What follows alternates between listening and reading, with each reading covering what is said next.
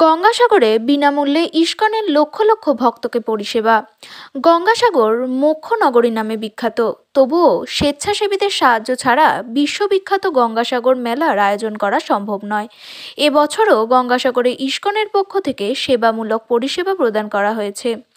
ISKCON Shri Mayapur জনসংযোগ আধিকারিক রসিক গৌরাঙ্গ দাস জানান, প্রতি বছরের মতো এবছরও 10 থেকে 16 জানুয়ারি পর্যন্ত গঙ্গাসাগরের লক্ষাধিক ভক্তকে বিনামূল্যে খাবার, চিকিৎসা পরিষেবা দেওয়া হয়েছে। রসিক গৌরাঙ্গ দাস জানান, এখানে ভক্তদের জন্য বিনামূল্যে প্রসাদ, বস্ত্র, গীতা বিতরণ সহ অন্যান্য ব্যবস্থা করা হয়েছে।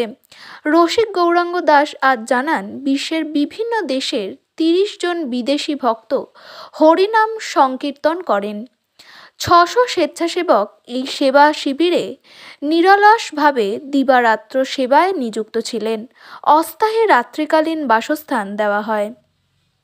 আশা করছি এখনো শেষ হয়নি, যা টার্গেট তাতে 60,000 পার করে গিয়েছে এবং এমার্জেন্সি হলে আরও বাড়বে।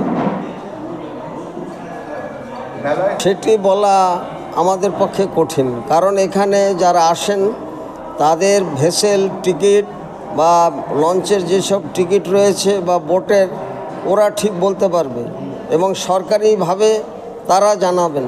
আমরা সেটা সঠিকভাবে বলতে পারবো না, সব নয়। প্রতি বছরই সরকার আমরা শুনুন, কে চাইবে না চাইবে বড় কথা নয়। আমাদের ব্যবস্থা রয়েছে, আমাদের এখানে মেগা কিচেন রয়েছে, 600 ভলান্টিয়ার দিবারাত্র সেবা দিয়ে চলছে। 600 ভলান্টিয়ারকে আমরা এনেছি, যারা এক্সপার্ট যে কাজে, সুইপার, রাঁধুনি, প্রত্যেককে বিভিন্ন জায়গা থেকে কালেকশন করা হয়েছে এবং শুধু আমাদের ওয়েস্ট বেঙ্গল না, বাইরে থেকেও অনেকে এসছেন। এই যে ইনি পাঞ্জাব থেকে এসছেন।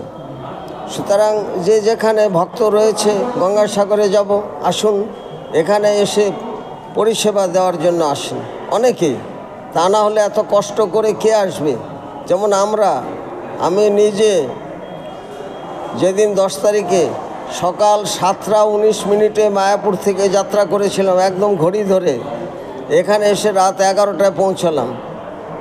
বুঝুন, এত সময় রানাঘাটের জ্যাম, NH 34 ওখানে জ্যাম হয়েছিল, পায়রাডাঙ্গার ভিতর দিকে আসতে হয়েছে, এসব মিলে এত টাইম, মানুষ তো অধৈর্য হয়ে যায়। কিন্তু আমরা কপিল মুনি গঙ্গা মায়ের কৃপাতে আসি প্রতি বছর, এবং আমি দীর্ঘ 19 বছর ধরে, ইভেন প্যান্ডামিকের সময় আমি এসেছি। যারা এখানে বরাবর আসেন ওরা জানেন যে আমি প্রতি বছর কপিল মুনি আমাকে এই সুযোগটা দান করে থাকেন এবং যাকে যথেষ্ট ধন্য মনে করি। এই যে সকালে একদম 5টার সময় বেরিয়ে গিয়েছি স্নান করতে, এবং সেটা করে আমরা আনন্দ পাচ্ছি। এটা বলতে পারি, যারা আসেননি তারা আসুন, উপলব্ধি করুন। জীবন তো সীমিত সময়ের জন্য, কিন্তু উপলব্ধি করুন, পারের করি কিছু বেঁধে নিয়ে যান, এটা আমার অনুরোধ। 19 বছর ধরে তীর্থযাত্রীদের সেবার জন্য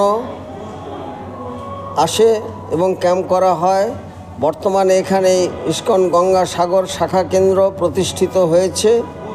এখানে 10 থেকে 16 তারিখ পর্যন্ত লক্ষাধিক ভক্তের বিনামূল্যে প্রসাদ বিতরণ কার্যক্রম চলছে। 4000 গীতাদান করা হবে এবং মেডিকেল ব্যবস্থা, হোমিওপ্যাথি, অ্যালোপ্যাথি রয়েছে, শীতবস্ত্রাদি দান করা হবে।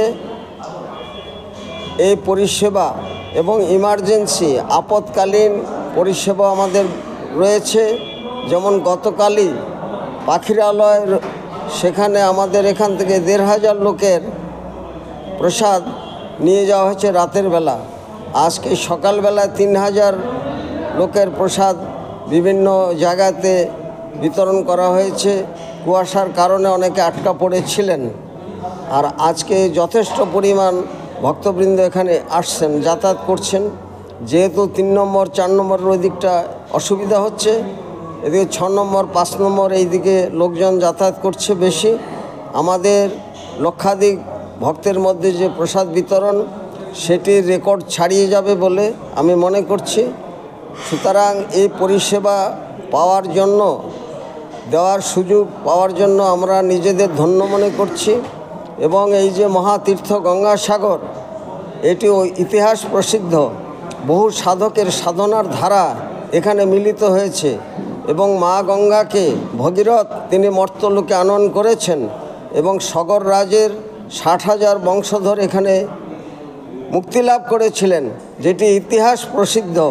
পৃথিবীর কোনো জায়গায় একসঙ্গে এত লোক মুক্তি লাভ করেছে সেটি আমার জানা নেই। এ নিয়ে রিসার্চ হওয়া উচিত। শুধু তাই নয়, বর্তমানে সমস্ত তীর্থক্ষেত্রেই অনেক উন্নতি ঘটছে এবং সঙ্গে সঙ্গে গঙ্গাসাগরও অনেক উন্নতি আমরা লক্ষ্য করছি।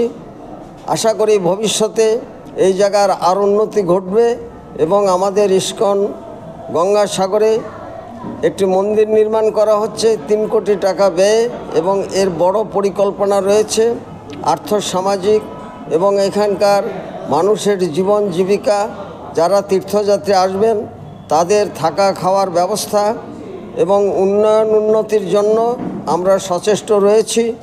শুধু তাই নয়, এখানে যে কোনো প্রাকৃতিক বিপর্যয়ের সময়ও ইস্কন প্রতি বৎসর এবং সারা বছর ধরেই সেবাদান করে থাকে।